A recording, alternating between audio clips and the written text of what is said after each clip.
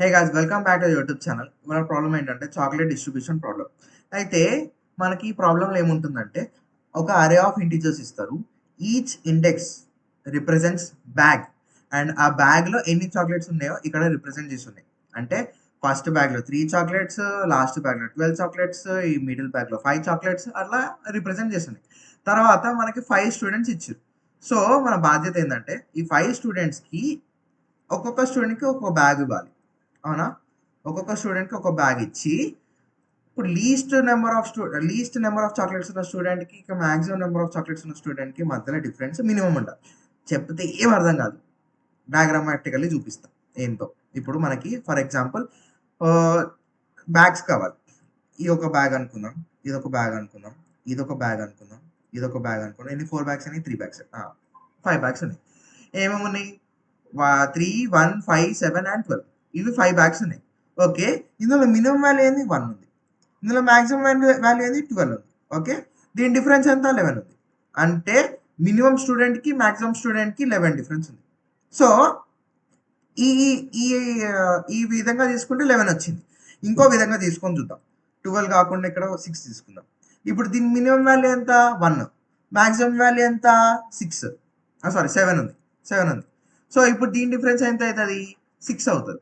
అంటే 11 నుంచి 6 వచ్చింది. అట్లా మనకి 11, 6 కాకుండా లీస్ట్ వాల్యూ కావాలి నాకు. లీస్ట్ వాల్యూ తీసుకోవాలంటే మన థాట్ ప్రాసెస్ ఎట్లుంటది? గైస్, థాట్ ప్రాసెస్ ఎట్లుండాలంటే మనకి ఏం చేయాలి? ఫస్ట్ ఏం చేయాలి? ఒకవేళ నేను ఈ అరేని సార్ట్ చేసుకుంటే ఈజీగా అయిపోతది కదా! మినిమమ్ వాల్యూ, మాక్సిమం వాల్యూ దగ్గర దగ్గర ఉంటాయి. ఇప్పుడు సార్ట్ చేసుకుంటే ఏమొస్తది మనకి 1, 3, 4, 5, 6, 7, 9 అండ్ 12. ఓకే. ఇప్పుడు చూసుకుందాం. ఇప్పుడు చూసుకుంటే మనకి ఈ సబ్‌సెటా దగ్గర దగ్గర ఉన్నయి తీసుకోవాలి. దగ్గర దగ్గర ఉన్నయి తీసుకుంటే అప్పుడు ఈజీగా అయిపోతది. ఇప్పుడు ఈ సబ్‌సెట్‌లో తీసుకుందాం. 1, 3, 4, 5, 6. 1, 3, 4, 5, 6లకి మినిమమ్ వాల్యూ ఎంత? 1. మాక్సిమం వాల్యూ ఎంత? 6. సో, డిఫరెన్స్ ఎంత? 5 వచ్చింది. ఇప్పుడు ఇది కాకుండా ఇది తీసుకుందాం. మనకు 5 స్టూడెంట్సే తీసుకోవాలి. అంతకంటే ఎక్కువ తీసుకోవద్దు. అందుకే సబ్‌సెట్ సై సైజ్ అనేది స్లైడ్ అవుతూ వెళ్తుంది. స్లైడ్ అవుతూ వెళ్తుంది. ఈ వర్డ్‌ని కరెక్ట్‌గా అబ్జర్వ్ చేయండి. ఎందుకంటే దీన్ని స్లైడింగ్ విండో అని అంటారు. Sliding window protocol. నేను వర్డ్ వాడినాను స్లైడ్ అవుతూ వెళ్తుంది అని. స్లైడ్ ఎందుకు అవుతూ వెళ్తుంది? మనము ఎవ్రీ టైమ్ 5 స్టూడెంట్స్‌కి మాత్రమే అలొకేట్ చేయాలి. 5 కంటే ఎక్కువ అలొకేట్ చేయలేము. సో, అండ్ 5 స్టూడెంట్స్‌కి డిఫరెంట్ అలొకేట్ చేయాల్సిన అవసరం ఉండదు. ఎందుకు అంటే మనకి అరే అనేది సార్ట్ చేశా. అరే అనేది సార్ట్ చేసినప్పుడు మనకి డిఫరెన్సెస్ అనేది దగ్గర దగ్గర ఉంటాయి. ఇప్పుడు 1 ఒక దగ్గర ఉన్నది, 12 ఒక దగ్గర ఉన్నది. సో, ఈ వలన మనకేమవుతుందంటే డిఫరెన్స్ అనేది మినిమమ్ వస్తది. అందుకే సార్ట్ చేసిన. సార్ట్ చేసినంకలా స్లైడ్ చేసుకుంటూ పోతే సింపుల్‌గా అయిపోతది మన ప్రాబ్లమ్. ఇప్పుడు 1, 3, 4, 5, 6 ఉందా? ఓకే.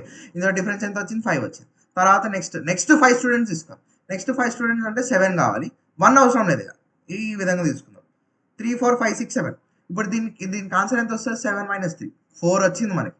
5 కాదు 4 వచ్చింది. అంటే మీ 5 ఫస్ట్ 5 ఉండే. 5 తర్వాత 4 వచ్చింది. 4 5 కంటే చిన్నగా ఉంది కదా! అందుకే అప్డేట్ చేస్తున్నాం. తర్వాత మళ్ళీ చూసుకుందాం. 4-9 వచ్చింది. 4-9 మళ్ళీ అబ్జర్వ్ చేసుకుంటే 5 వచ్చింది. 4 మనకు ఆల్రెడీ చిన్నగుంది. నేను తీసుకోలేదు. మళ్ళీ ఇప్పుడు 12 వచ్చింది. 12 అండ్ 5కి 7 డిఫరెన్స్ ఉంది. సో, తీసుకోలేదు. సో, మన ఆన్సర్ ఏముంది? 4 వచ్చింది ఆన్సర్. అర్థమైంది కదా గైస్. సింపుల్‌గా మనకి మినిమమ్ వాల్యూ, మాక్సిమం వాల్యూ కావాలి.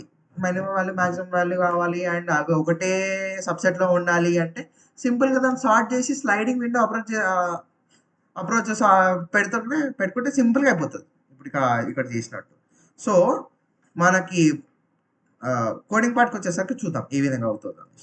హే గైస్, కోడింగ్ పార్ట్‌కొచ్చేసరికి ఇప్పుడు ఫస్ట్ అండ్ ఫార్మోస్ట్ థింగ్ నేనేం చెప్పాను? అరేని సార్ట్ చేయాలి. ARR dot sort. సార్ట్ చేశాక మనం స్లైడింగ్ విండో స్టార్ట్ చేయాలి. స్లైడింగ్ విండో ఎక్కడి నుంచి ఎక్కడి వరకు వెళ్తది? ఇప్పుడు ఇక్కడ అబ్జర్వ్ చేసుకోండి. First of all sliding window ఎక్కడి నుంచి ఉంటది? ఫస్ట్‌లో ఇక్కడ నుంచి ఎం వరకు ఉంటది. ఎమ్మా? ఓకే. ఎం వచ్చింది. అంటే లెఫ్ట్ వాల్యూ ఫస్ట్ ఇనిషియల్లీ 0 ఉంటది. Right value ఎంతుంటది? ఎం వరకు ఉంటది. బేసిక్‌లీ M-1 ఉంటది. ఎందుకంటే 5 స్టూడెంట్స్ అంటే ఇండిసెస్ ప్రకారంగా చూస్తే 4థ్ ఇండెక్స్‌కొచ్చి ఆగాలి. So, right M-1. ఓకే. తర్వాత ఎండ్ కేస్ ఎక్కడి వరకు ఉంటది? M అనేది ఎప్పుడైతే ఇక్కడ వరకి. ఇక్కడ వరకు వచ్చే వరకు వెళ్ళాలి. అంటే రైట్ అనేది లెంత్ ఆఫ్ అరే రైట్ అనేది లెస్ దాన్ లెంత్ ఆఫ్ అరే వరకు వెళ్తూ ఉండాలి. అవునా? ఇది మన ఎండ్ కేస్. ఇప్పుడు మనం ఐటరేట్ చేస్తూ వెళ్ళాలి. దానికంటే ముందు ఫస్ట్ లెఫ్ట్ని ఇనిషియలైజ్ చేసుకుందాం. రైట్ ఈజ్ ఈక్వల్స్ టు ఏంటి m-1 క్యాపిటల్ M-1. తర్వాత నెక్స్ట్ ఏం చేయాలి? ఐటరేట్ చేస్తూ వెళ్ళాలి. ఎప్పటి వరకు? ఎప్పుడైతే రైట్ అనేది లాస్ట్ ఇండెక్స్ వచ్చే వరకు వెళ్ళాలి. అది ఎన్నిసార్లు అది ఎప్పుడు వస్తుందో తెలియదు నాకు. ఎప్పుడైనా సరే లూప్స్ ఎప్పుడైనా సరే ఏది రాయాలి, ఫర్ లూప్కి వైల్ లూప్కి కన్ఫ్యూజన్ వస్తే ఒకటి బండ గుర్తు గైస్. ఒకవేళ మనకి ఎగ్జాక్ట్ నెంబర్ ఆఫ్ స్టెప్స్ అంటే 10 number, 20 number, 5 number of steps, exact number of steps మనకు ఐడియా ఉంటే ఫర్ లూప్ రాసుకోవాలి. లేదు మనకు ఐడియా లేదు, ఒక కండిషన్ బేస్డ్ మీద ఉన్నది, అంటే ఇక్కడికి వచ్చి ఆగాలి. అది ఎన్ని స్టెప్స్కి వచ్చి ఆగుతో తెలియదు, కానీ అక్కడికి వచ్చి ఆగాలి. అప్పుడు ఏం చేయాలంటే వైల్ లూప్ తీసుకోవాలి. వైల్ ఎప్పటి వరకు? While right less than length of అరే ERR. తర్వాత నెక్స్ట్ ఏం చేయాలి? ఇప్పుడు మనం డిఫరెన్స్ కనుక్కోవాలి. డిఫరెన్స్ ఎట్లా కనుక్కోవాలి గైస్? మనకి మినిమం డిఫరెన్స్ ఉండాలి. అంటే మనం మినిమం డిఫరెన్స్ రావడానికి కోసం ఫస్ట్ మనం అరేని సార్ట్ చేసేసినాం, అవునా? సో మనకి దేని డిఫరెన్స్ కనుక్కోవాలి? Least value and highest value in the subset. Least value ఎక్కడ ఉంటుంది? లెఫ్ట్ మోస్ట్లో ఉంటుంది. హైయెస్ట్ వాల్యూ ఎక్కడ ఉంటుంది? రైట్ మోస్ట్లో ఉంటుంది. ఇన్ ద సబ్సెట్, మొత్తం అరేది కాదు, ఆ సబ్సెట్ లోపలనే లీస్ట్ వాల్యూ ఏంది, హైయెస్ట్ వాల్యూ ఏంది కనుక్కొని దాని డిఫరెన్స్ కనుక్కుందాం. ఇప్పుడు ఎక్కడ ఉంది? Difference is equals to array of right minus array of left. Okay, ఆన్సర్ని మనం ఇనిషియలైజ్ చేసుకున్నాం. ఫస్ట్ ఆన్సర్ ఇక్కడ మనం answer first initially float of ఇన్ఫినిటీలో పెడదాం. ఫ్లోట్ ఆఫ్ ఇన్ఫినిటీ ఎందుకు అంటే ఎప్పుడైనా సరే మనం మినిమైజింగ్ సొల్యూషన్కి వచ్చేసరికి హైయెస్ట్ అమౌంట్ ఆఫ్ వాల్యూ పెట్టుకుంటే చాలా మంచిది. ఎందుకో చెప్తా. ఇప్పుడు మనకి ఇందులో ఏమొస్తుంది? ఫస్ట్ వాల్యూ సపోజ్ 5 వస్తుంది. 5 వచ్చింది, అవునా? ఒకవేళ నేను ఇనిషియల్లీ ఆన్సర్ 0 అని పెట్టుకున్నాను అనుకోండి, 0 కంటే తక్కువ ఎన్నడూ రాదు. సో ఆన్సర్ అనేది మనకి ఎప్పుడైనా సరే 0 అని పెట్టుకుంటే మన ఫైనల్ ఆన్సర్ ఎప్పుడు 0నే వస్తుంది. అన్ని టెస్ట్ కేసెస్ ఫెయిల్ అవుతాయి. అదే ఒకవేళ నేను ఇన్ఫినిటీ పెట్టుకున్నాను అనుకోండి, ఇన్ఫినిటీకి 5కి కంపారిజన్ పెట్టుకుంటా. మినిమం ఆఫ్ ఇన్ఫినిటీ అండ్ 5 ఎంత? 5 వస్తుంది. తర్వాత నెక్స్ట్ టైం 5 ఉంటుంది, ఇక్కడ 4 అవుతుంది. ఇక్కడ అబ్జర్వ్ చేసుకుంటే ఫస్ట్ 5 ఉంటే తర్వాత 4 అయిందా? తర్వాత ఇప్పుడు 5 కాస్త 4కి చిన్న దిగింది కాబట్టి నేను 4 వస్తుంది ఆన్సర్. సో అదే విధంగా ఒకవేళ 3 వస్తే 3 వస్తుంది ఆన్సర్. సో అట్లా ఎప్పుడైనా సరే మినిమం వాల్యూ కనుక్కోవాలనుకుంటే ఇనిషియల్లీ ఇన్ఫినిటీ పెట్టుకుంటే చాలా మంచిగా ఉంటుంది. ఒకవేళ నేను మ్యాక్సిమం వాల్యూ కనుక్కుంటే అప్పుడు నేను నెగిటివ్ ఇన్ఫినిటీ పెట్టుకుంటాను, ఉల్టా చేస్తాను, అంతే. అప్పుడు ఈజీగా అయిపోతుంది మన సొల్యూషన్. ఓకే, అందుకే ఫ్లోట్ ఆఫ్ ఇన్ఫినిటీ పెట్టాల్సిన మీనింగ్ ఇది. ఓకే, తర్వాత నెక్స్ట్ ఏంది? ఆన్సర్ ఈజ్ ఈక్వల్స్ టు, ఒకవేళ కొత్త ఆన్సర్ దొరికితే అప్డేట్ చేయాలి. ఆన్సర్ డిఫరెన్స్ లాస్ట్కి ఏం చేయాలి? Left plus is equals to 1. మనం విండోని స్లైడ్ చేయాలి కదా టువర్డ్స్ రైట్ కూడా ప్లస్ ఈజ్ ఈక్వల్స్ టు 1. రెండు ఒకటేసారి స్లైడ్ చేయాలి. ఎందుకంటే మనం ఒక utmost exactly number of students వరకే హోల్డ్ చేయాలి మన స్లైడింగ్ విండోలో. ఒకవేళ రైట్ ఇటు పోయి లెఫ్ట్ ఇట్లా పోతే, లేదా లెఫ్ట్ ఇక్కడే ఉండి రైటే ఇక్కడ పోతే ప్రాబ్లం. లెఫ్ట్ రైట్ రెండు ప్యారలల్గా మూవ్ అవుతూ ఉండాలి. అందుకే left plus equals to 1, right plus equals to 1. తర్వాత లాస్ట్కి రిటర్న్ ఆన్సర్ పెడితే సరిపోతుంది. ఇప్పుడు సబ్మిట్ చేసి చూద్దాం సొల్యూషన్.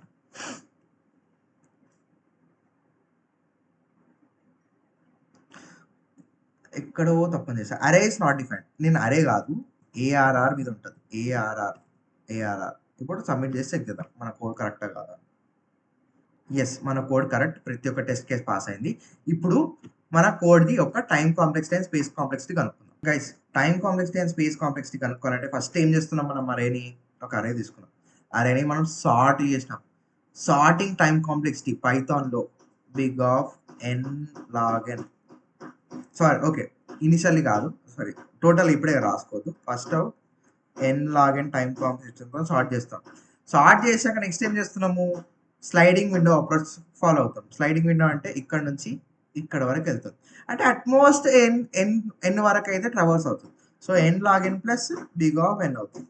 ఇందులోకి ఇందులోకి లార్జెస్ట్ వాల్యూ ఏది? అది మాత్రమే డామినేట్ చేస్తుంది కదా మన టైం కాంప్లెక్సిటీ. ఇందులోకి లార్జెస్ట్ వాల్యూ ఏంది? ఇది. సో మన టైం కాంప్లెక్సిటీ వచ్చేసరికి big of n log n అవుతుంది.